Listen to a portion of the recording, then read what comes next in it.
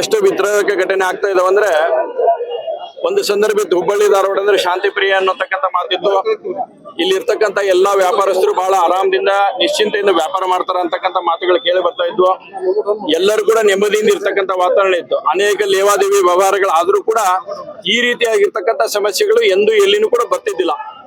ಆದ್ರೆ ದುರ್ದೈವದ ಸಂಗತಿ ಅಂತಂದ್ರೆ ಇವತ್ತು ಎಲ್ಲಾ ಲ್ಯಾಂಡ್ ಮಾಫಿಯಾಗಳನ್ನ ಹ್ಯಾಂಡಲ್ ಮಾಡ್ತಕ್ಕಂಥ ಕೇಂದ್ರ ಯಾವುದು ಅಂತಂದ್ರೆ ಕಮಿಷನರೇಟ್ ಅನ್ನುವಂತ ನಿಟ್ಟಿನಲ್ಲಿ ಇವತ್ತು ಎಲ್ಲರೂ ಕೂಡ ತೋರಿಸ್ತಾ ಇದ್ದಾರೆ, ಪಟ್ಟು ಮಾಡ್ತಾ ಇದ್ದಾರೆ. ಅಲ್ಲಿರ್ತಕ್ಕಂಥ CCB ಅಧಿಕಾರಿಗಳು ಕೂಡ ಇವತ್ತು ನನ್ನ ಕಡೆನ ಒಂದ್ 2-3 ಕೇಸ್ಗಳು ಬಂದಿದ್ದು. ಇಲ್ರಿ ನಮಗ್ CCB ಅವ್ರು ಕರೆದ ಧಮಕಿ ಕೊಡ್ತಾರಿ ನಮ್ಗೆ ಅಂತಂದೇಳಿ ನಾನು ಕೇಳಿದೆ, ಯಾಕೆ ಏನಾಗೈತಿ ಏನ್ ಪ್ರಾಬ್ಲಮ್ ಅಂತ ಕೇಳಿದಾಗೂ ಕೂಡ ಇಲ್ಲ ನಮ್ಗೆ ಇನ್ಸ್ಟ್ರಕ್ಷನ್ ಐತಿ ಅಂತೇಳಿ ನಾನು ಯಾವಾಗ ಅವ್ರಿಗೆ ಫೋನ್ಯಾಗ ನೇರವಾಗಿ ಮಾತಾಡಿದ ಮೇಲೆ ಅವ್ರು ಖರೀದನ್ನ ಬಂದ್ ಮಾಡಿದಂತ ಕೆಲಸಗಳು ಕೂಡ ಇದ್ದಾವ.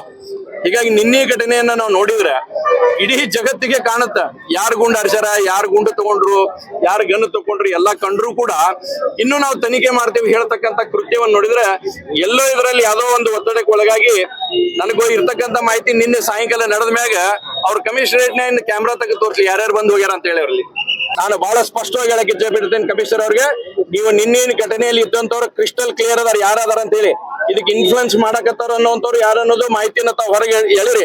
ಇಲ್ಲ ಅಂತಂದ್ರೆ ನಾವ್ ಹೇಳೋದು ಕೊಟ್ಮೇಲೆ ನಿಮ್ದೇನು ಉಳಿಯಂಗಿಲ್ಲ ಅನ್ನೋಂತಂದ್ರೆ ಬಹಳ ಸ್ಪಷ್ಟವಾಗಿ ಹೇಳಕ್ಕೆ ಇಚ್ಛೆ ಪಡ್ತೇನೆ.